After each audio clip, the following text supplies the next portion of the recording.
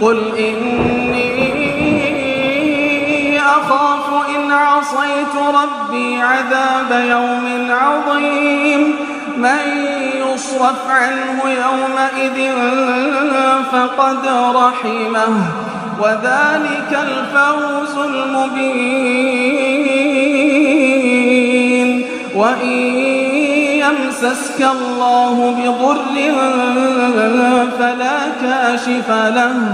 وإن